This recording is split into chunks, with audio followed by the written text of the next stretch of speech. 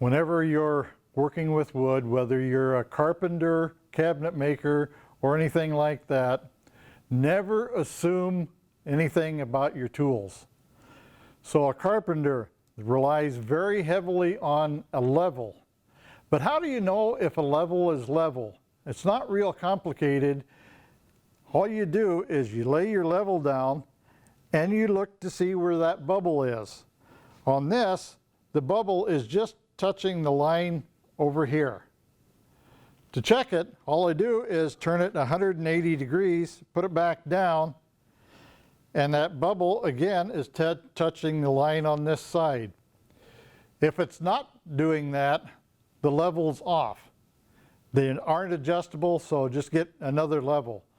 So when you go to Menards or wherever it is to buy a level, you want to check to make sure the level is level before you buy it. So just put it down on the floor, look at the bubble, turn it 180 degrees, and if it's the same, then you buy the level. If it's not the same, you put it back on the shelf and pick up one that is right.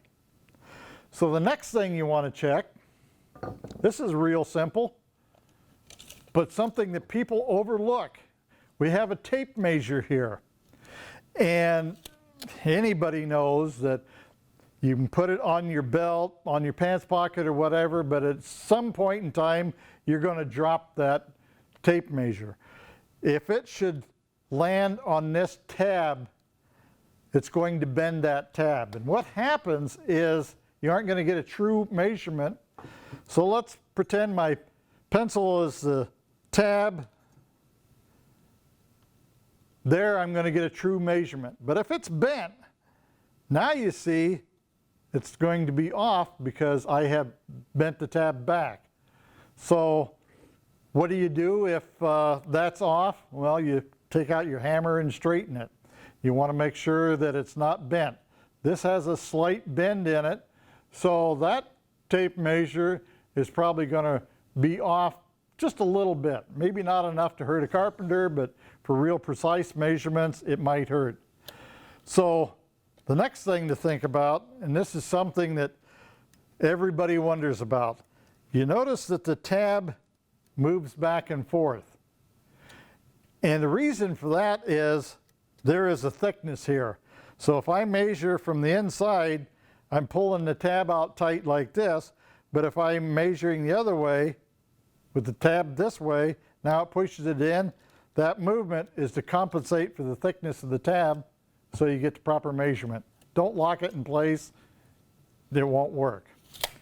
So the next thing, the most important thing for a carpenter or anybody else to look at is your square. Is your square square? It's real simple to check. You take a piece of wood,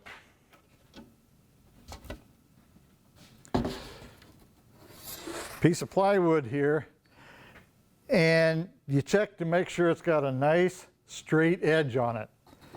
If it's got a nice straight edge, what you do is you take your square, put it on there, and draw a line. Now we turn the square 180 degrees, and we can draw another line.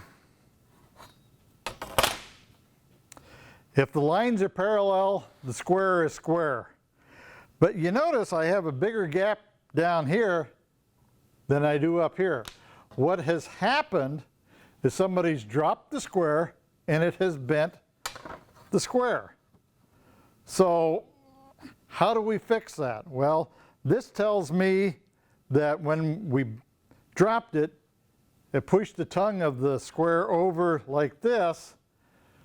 So it's not worthless at this point, but it does need to be adjusted. What I'm going to do is I'm going to lay this down on the floor, which is real solid, and I'm going to take my hammer and I'm going to hit it real solid right here a couple times. What that does is it compresses the metal. When it compresses the metal, it stretches it, and it is actually going to push this tongue back over, so it's going to be more in alignment. So I'm going to do that right quick.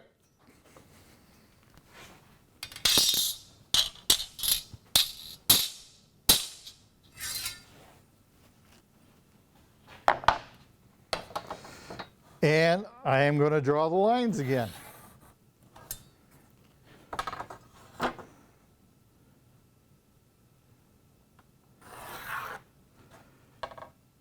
Didn't move it enough. So now, do the same thing.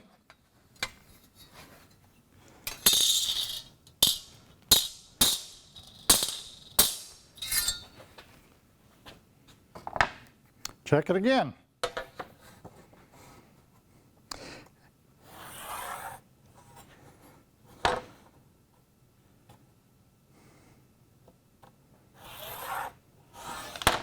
Now the lines is going the opposite way. Tells me that I hit it too much there, so now I need to adjust it out here.